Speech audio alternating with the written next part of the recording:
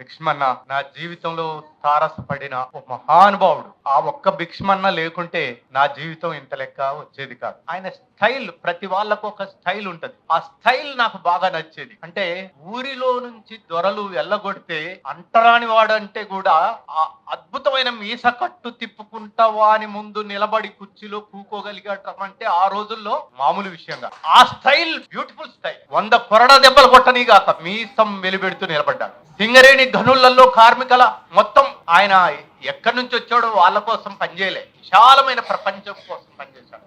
సింగరేణి గనులలో వేలాది మంది కార్మికులకు రక్షణ లేకుండా, వేతనాలు లేకుండా బాధపడుతున్నప్పుడు బాయిదొరలే రాజ్యం వెళుతున్న రోజుల్లో భిక్షమన్న బావుల మీదకి వచ్చాడంటే ఆయన ఇంగ్లీష్ లో మాట్లాడుతుంటే బాయిదొరలు వాడు ఇంగ్లీషు వచ్చి రాక ఈయనతోటి మాట్లాడటానికి చేతులు కట్టుకొని నిలబడేవాడు.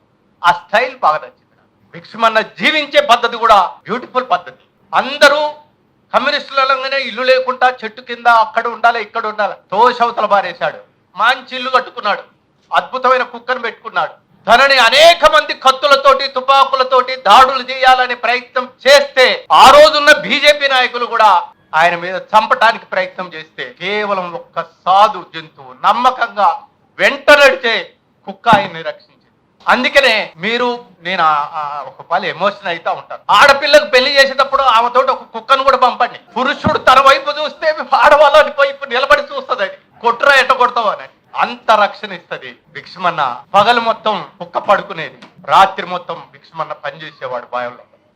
రాత్రి మొత్తం కుక్క కాపలా కాసేది, భిక్షమన్న సేఫ్ గా ఉండేది.